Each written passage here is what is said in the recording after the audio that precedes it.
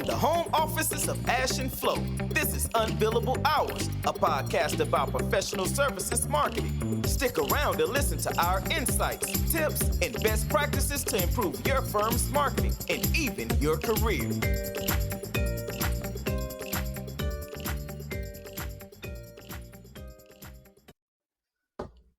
So I'll just start by saying welcome everybody and welcome Jeff McKay, the founder of Prudent.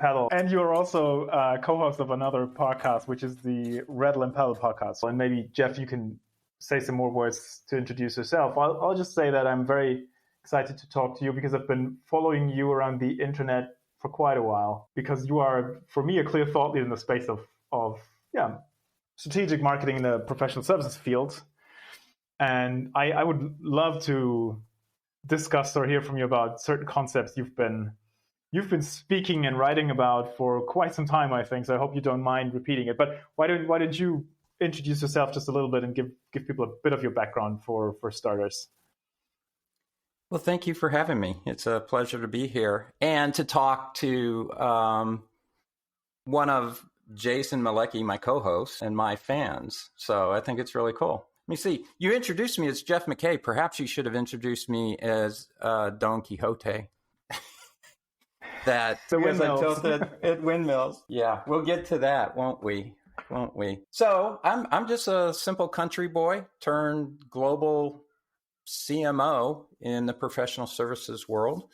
About 10 years ago, I started a firm called Prudent that works with managing partners and CEOs to develop, more strategic approach to growth. And I've had kind of a weird path to this point. I grew up in the auto parts business, family business. My grandfather started this business out of the trunk of his car during the Depression after coming over from Ireland. I went to college, graduated, went into sales, selling software, ERP systems for a Silicon Valley company. And then I went to school and got my MBA and decided that I wanted something different and called up Arthur Andersen and asked him for a job. And they gave me one.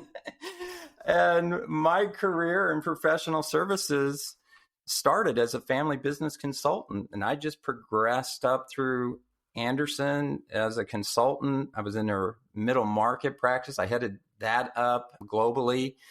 And then I got into brand management and rebranded the firm Andersen. We could talk hours about that. And then when the firm went under, I just spent time in senior roles at other top firms, Towers Perrin, Hewitt, and then ended up at Genworth before I started this. So that's how I got here. And that's probably also how you have your insights into, how should I put this? You know both of the worlds, right? You know the business side of this game, and then obviously you've gone through the entire, you played through all of the marketing side, so to speak, eventually becoming CMO. And you have been writing and are still writing and speaking, I think, very, very smartly about why this is such a, you made the Don Quixote reference. Why is it such a tilting against windmills to get professional services marketing to a place where it can be done more strategically? What I found very intriguing is how you framed this up in several of your written pieces, maybe elsewhere, where you say that there's actually only two ways in which you can do professional services marketing inside a firm, and you call one the productivity school, which, spoiler, I think that's the prevalent model, right? And the other one being the growth school. So could you maybe for the listeners elaborate on those two just a little bit? Sure. I want to build on something you said there. I didn't have my first marketing job until I was probably early 30s.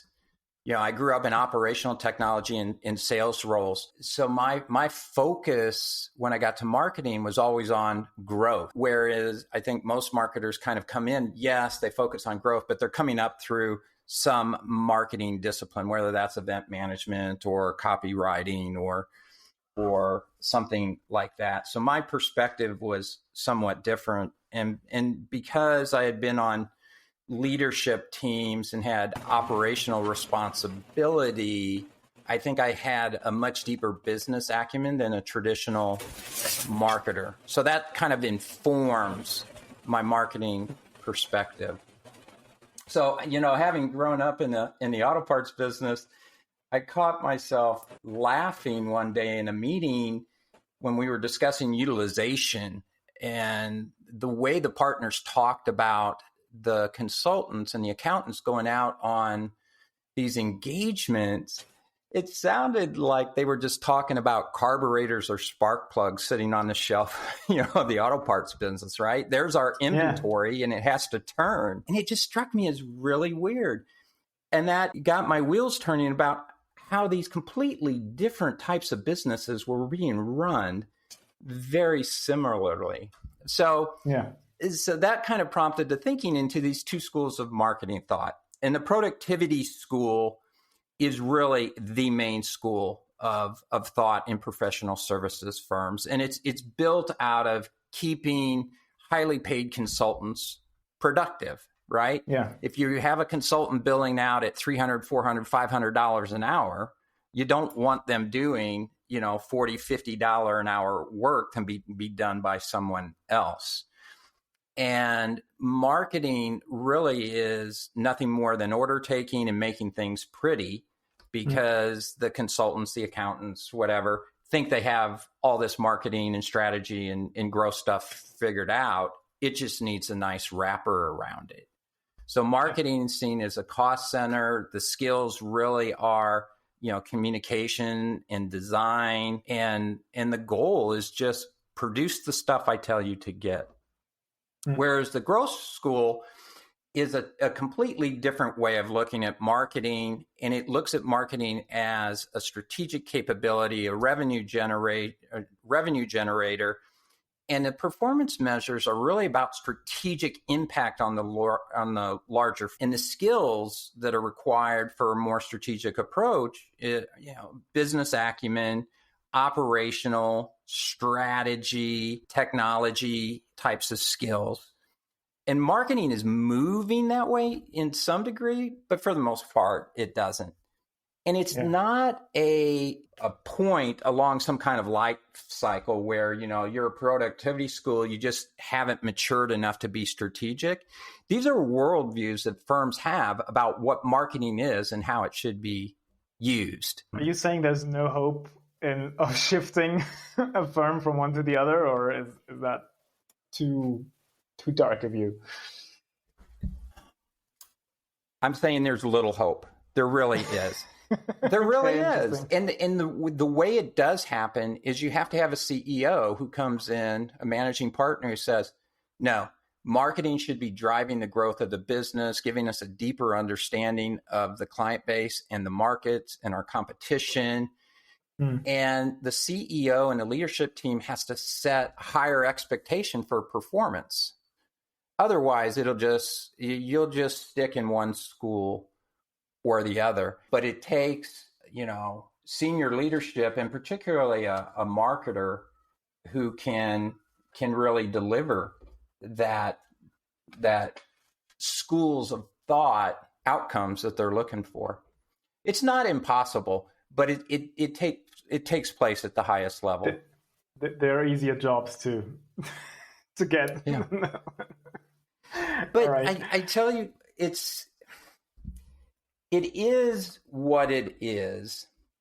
And it's why I only work with CEOs and managing partners. And I only work with a particular niche of the market, those that have that perspective. So, and if your listeners go to Rattle and Pedal, we did this several episodes on ideal client and intellectual capital. And it really is about aligning worldviews, right? I see the worldview about marketing this way, and I see it the same way. Boom, you can get going. But if you have the totally different points of view, you're never going to come together. So don't waste the time. And that's true of any professional services firm's point of view on any of its core competencies and the issues it addresses.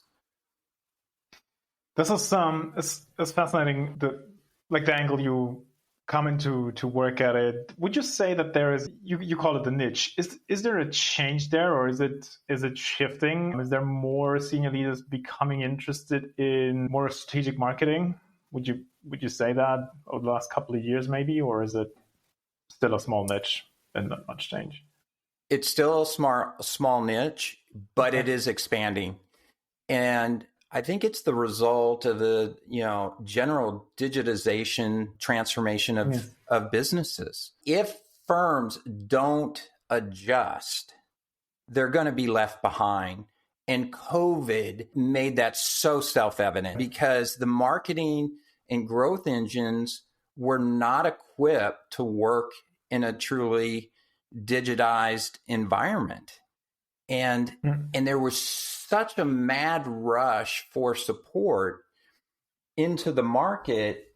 I think firms were, the client firms were quick to distinguish those that were really operating in a strategic, digitized way and those that weren't. And it woke up a lot of firms. And I mean, these were firms that you would see on, best places to work and highest growth types of lists that just were not in a position to really compete where and when they needed to when that switch happened.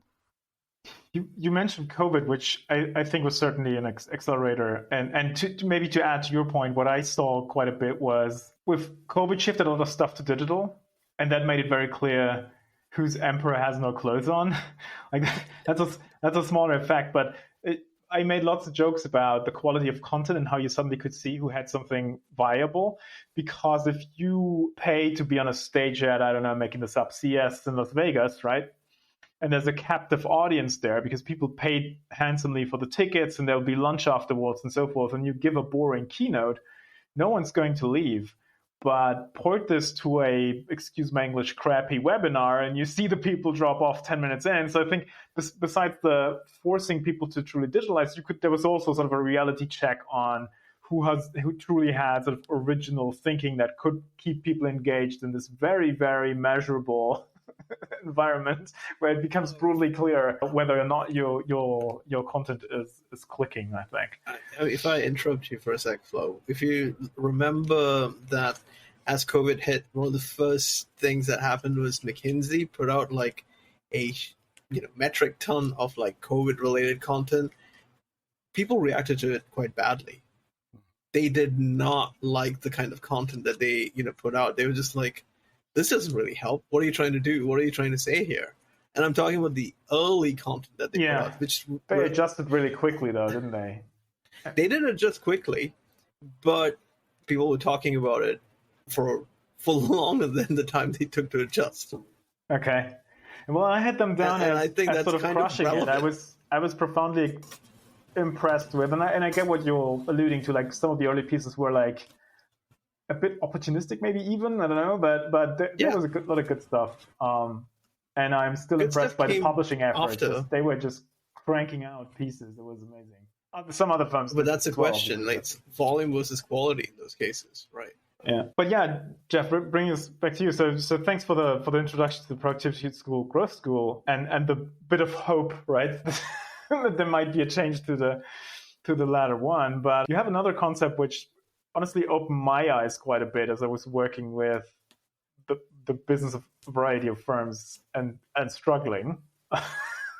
and you taught me this. You said, well, look, listen, the marketing part is the small part, right? It's the politics and the stakeholder management, and then also what you call the BS of PS. That's the big painful part. So I wanted to ask you if you can elaborate on how does this come in? I'm guessing the BS of PS even exists in growth school firms, right? That always gets in the way. Would that be fair to say?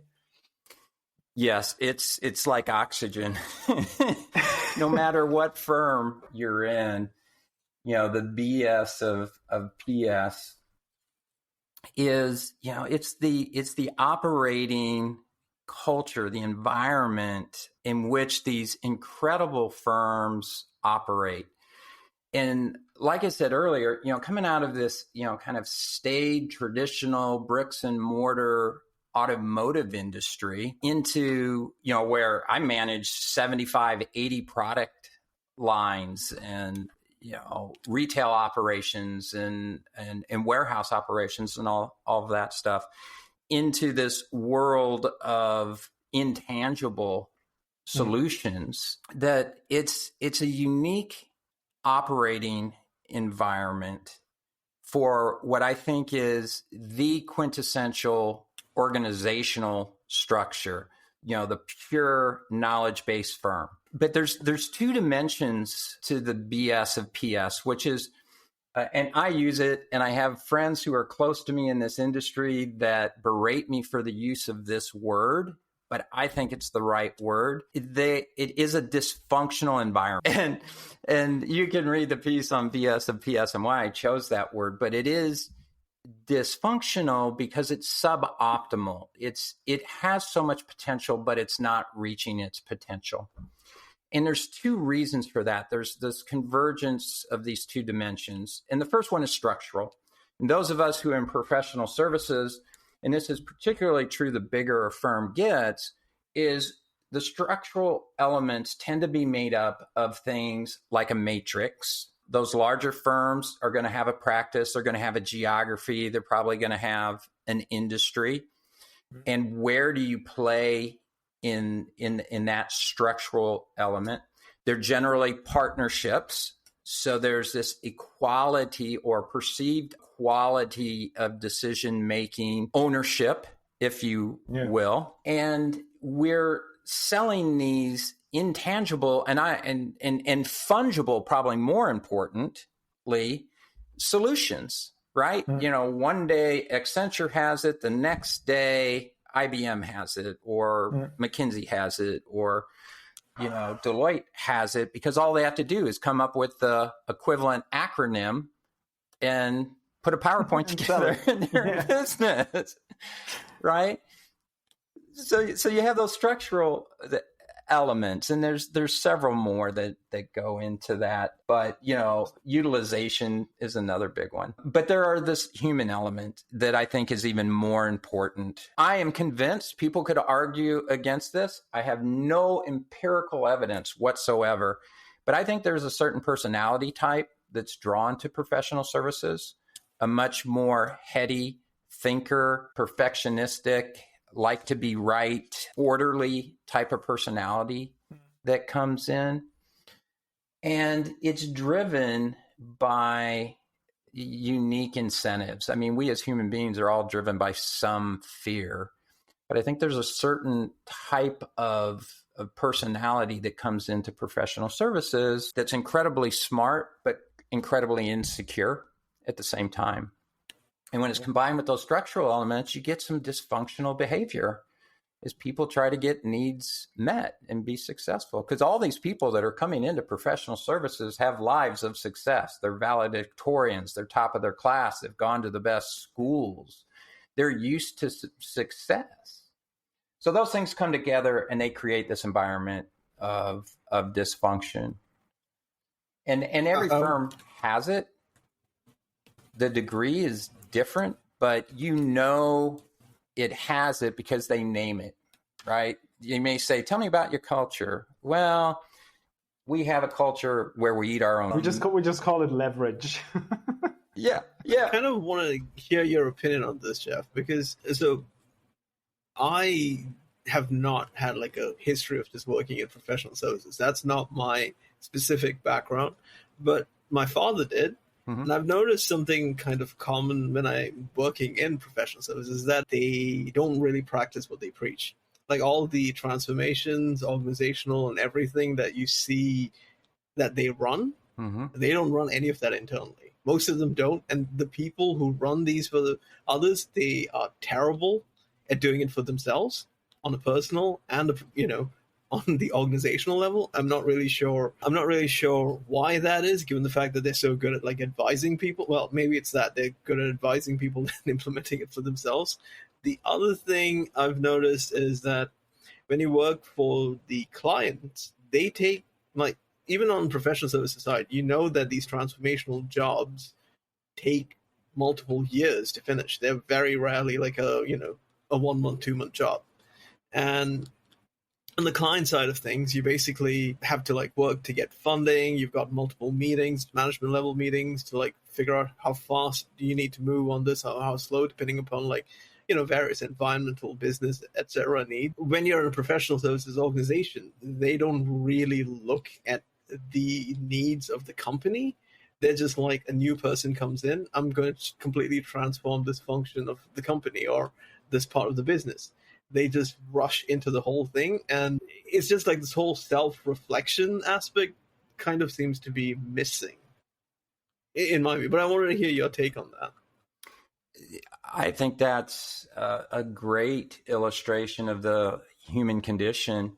When a CMO comes into a place, the first thing they do is fire the agency, right? It's almost cliche. And, whenever I came in as a CMO, I never had that inclination, right? Because to me that it just never made sense. And whether you're an IT person or a finance person and you're coming into a senior leadership role, or you're a consultant or accountant moving into a practice leader role, I think the best ones don't have that I have to make my mark. They celebrate the history and they start to make changes around the periphery first and get grounded. But yeah, we've become a society, in a business society, where nobody sticks around really long. I want to get mine while I can, and then put it on my resume and move on to the next thing. And it creates even more dysfunction. So whether that's inside a firm, we can add that to the dimensions. Yeah, you can add that to your dimensions, right? And we discussed before I hit record. We also discussed that there's also a particular type of personality that gets hired into the marketing roles of those, right? Where I'm not saying consultancies hire order taker personalities, but it's just the people who are brought in. They learn pretty quickly that the easiest way to deal with the dysfunction maybe is to, I don't know, don't push back too hard, right? Don't, like if the business says they want a thing a certain way and you do it that way, life is easy. If you bring your marketing expertise to bear to say, well, we should think about this again, or maybe there's a different strategy, boy, you have a lot of probably finally fruitless discussion. So there's this element of that also. People get used to maybe not bring their best marketing, I don't know, guidance to work, because they learn that the path of least resistance is doing the opposite, right? I agree with you on that mildly, Flo, because it's not just the path of least. You might need to use the skill of diplomacy, that you spend most of your brain power like on being a diplomat as opposed to actually getting work done. It's not that you literally just take orders, but you have to like be joke. Like, yeah, I really don't think you're right, but I'm not going to say that you're wrong. That's true. And you remind me of something. I made that joke earlier while I was still working at Accenture. I once told a boss whom you also know, Ash, I said, man, I wish I would have graduated in politics, not what I did back in the day. But I mean, so thanks for grabbing the dimensions here. But Jeff, do you have any, because I'm looking at the clock and we're nearing the mark, but do you have in closing any tips? You referred to this yourself, which was depressing me a little bit, as tilting windmills. I like a metaphor we have in Germany a bit better. It says you have to drill through very thick planks, right? It's also a lot of effort to get to a point, but eventually you get it done. I think that's the difference between, I don't know if you can actually win against windmills. And anyways, do you have any practical tips how this might be approached? Or what is, like, if I try to get towards a growth school or work in a growth school setting, how do I navigate around the BS of peers so that I don't have to spend all my time on diplomacy, like Ash just said, but I have a chance to do some actually effective marketing? Actually, I'm just going to read out your question, which is basically, what do I do if I work for a basket case? I think that's fairly valid. Oh, yeah. So that's two questions. Okay, Jeff, however you want to tackle it. Oh, okay. Well, the first thing is breathe, right? You're like, it's out of control. Breathe. There are some things you do. I don't want to be fatalist. And I have put together some lists for this specific reason. And I'll tell you about the list in just one moment. But first, what I recommend are these things. One, you need to determine which school of thought you're operating in your firm. And then you need to decide what school of thought you as an individual marketer are living in. And if you think you're in the growth school in your own mind, but you're in a productivity school, you probably need to get out of the firm, right? And go find a growth school firm. But make sure that you are, in fact, in the growth school, not deluding yourself that you're in the growth school. Getting back to the early commentary about, we preach this, but we do that. You need to be honest with yourself. Are you willing to have the types of conversations that put your career at risk? Are you willing to challenge the status quo and push? Because that's what strategic marketers do. And the growth school expects that, because growth school firms have unique cultures and they reward risk-taking and learning. Productivity school firms don't reward risk-taking. They discourage it, and they create these environments of learned helplessness. That's where you get that order-taking, where you're like, well, I'm not going to push. I'm not going to change it. I'm not going to offer this because they're going to change it back anyway. And we just talked about that on a recent podcast. So I think self-awareness and examination of where you are is really important. And that's going to determine what you can push and what you can't. Once you're there, and this is a good way to test as well. And these consultants and accountants and strategists are rational people. And we as marketers tend towards the intuitive or experiential, where we say, oh, that won't work or that will work. You're never going to win that. You have to bring data. And if someone says, I want to do it this way, you just say, all right, we'll do it that way. But you have to do it that way with a measurement to it, so you can go back to them and say, that didn't work. But here's a way that might work. And you measure it. And you have to build those little wins at a time. But the only way you're going to do that is with metrics. As we started earlier, Flo, talking about this, everything is measurable now because it's all digitized. And if you're not measuring everything, then you're probably not in the growth school, because strategic marketing is measured and you need to do that. Yeah. But in terms of what they can do, I made two lists, and these are two of the most popular downloads on my website. And the first list is called Stupid Shit Marketers Should Not Do in Professional Services Firms. And I don't remember. I have that list, by the way. 19 or 20 things. If a partner's practice leader comes to you and asks you to do one of these things and you want to start to change, you tell them no. And you explain to them why it's no. And then once you free up time from doing the things on the stupid list, you move to the things on the smart list. And you just pick one and you deliver on it. And these things on the smart list are the types of things that the growth school is doing time and time again and delivering on.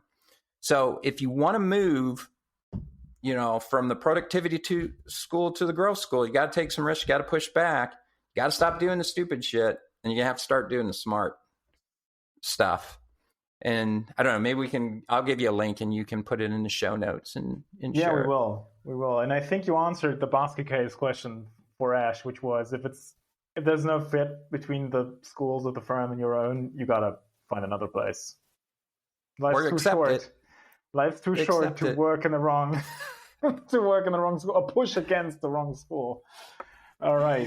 You can't be Sisyphus after all. Yeah. Or you can only do for so long time, right? That was Great, Jeff. I really appreciate you hopping and doing this. I've been a fan and a follower for a long time, so I know the answer to this question, but I'll ask anyways. If people want to find your writing or some more of your thinking online, where should they go? Where can they do that? My website is prudentpedal.com, Prudent. Pedal is in bike. We didn't even get to discuss any of the cycling stuff. I'd love to talk about that. That's because I don't even own a bike, Jeff. That's a fact. Biking is fun. Man, I'm going to have to buy one and ship one to you. All right. And you're also co-host of the Rattle and Pedal podcast, right? And people can probably find that online as well. That's with my astute co-host, Jason Malecki of Rattleback. Very talented, smart guy. And I've been listening to that since, I think, episode 2 or so. So I highly recommend that as well. Ash, do you have any more questions, or should we wrap it up here?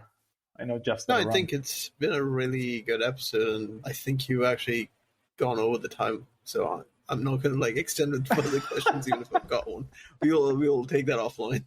All right, great. Okay, I'm going to stop the recording here if I can. Why does that? Thanks for listening to Unbillable Hours. If you want more, tune in next week. You know where to find us.